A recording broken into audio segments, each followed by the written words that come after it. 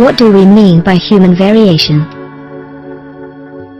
It means that humans come in a number of shapes and sizes.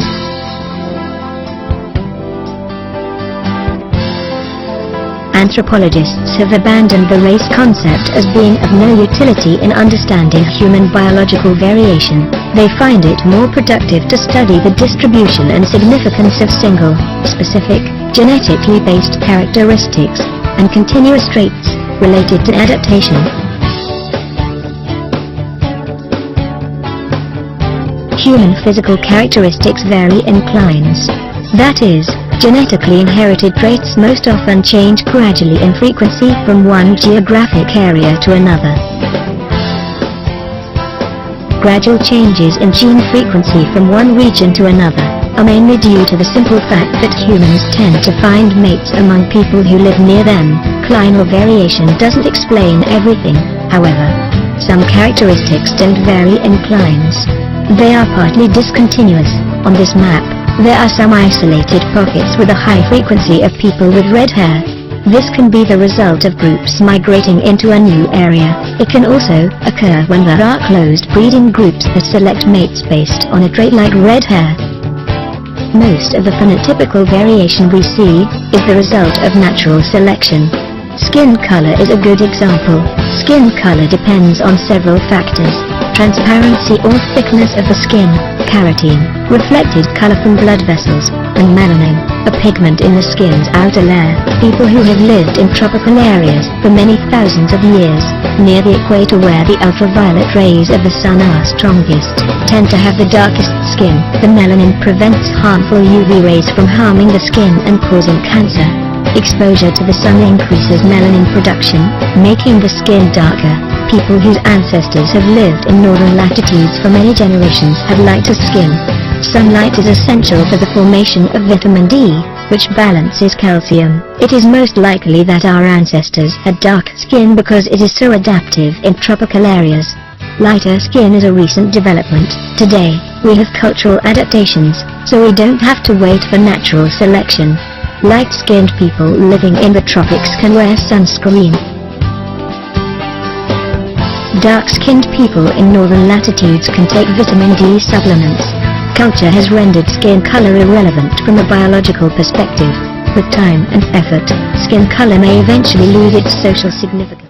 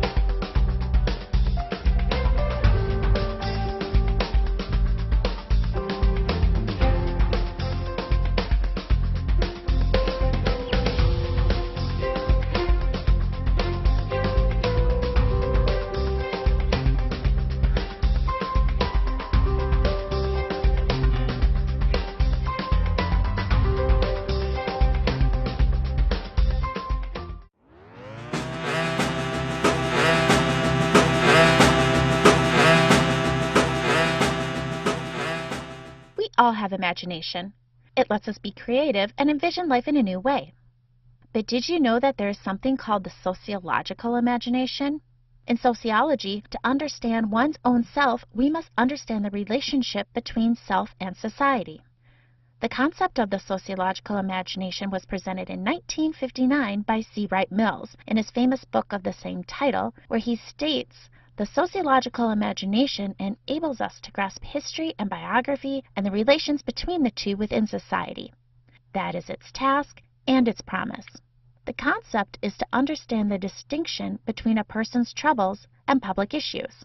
At what point does something such as unemployment or trouble finding a job shift from being a personal problem to a public issue? If one person is unemployed, that is a personal problem. If 1 million out of 10 million people cannot find employment, that is a public issue. According to Mills, there is an intricate relationship between the individual and society. Whatever a person does is not just because it is of their own choice or personal preference. A behavior as simple as exercise can be looked at from multiple perspectives. For example, exercise can provide health benefits such as lowering blood pressure, maintaining a healthy weight, or send endorphins to help alleviate stress. It can be a social activity such as taking a walk with a group of friends or playing on a sports team. It can increase productivity at work and benefit the company. And it can inspire communities to take action by building walking, biking, and running trails. So, while exercise benefits the individual, it also has a larger purpose in the social world. A person benefits from being surrounded by a community that encourages exercise and makes it easier for a person to do so, but it can also have the opposite effect if a person is surrounded by a community that does not emphasize exercise. Practically any personal behavior can be looked at with a sociological imagination. Let's take this and apply it to the very public issue of obesity in the United States. Or is it a personal trouble? Tough question. Let's figure it out. From the personal perspective, we all need to eat to live, and there are many reasons other than necessity that we gather around food. Celebrations such as birthdays, weddings, funerals, job promotions, and holidays, or just socializing with friends, often involves food. What we eat and how much we eat is within our personal control. Or is it?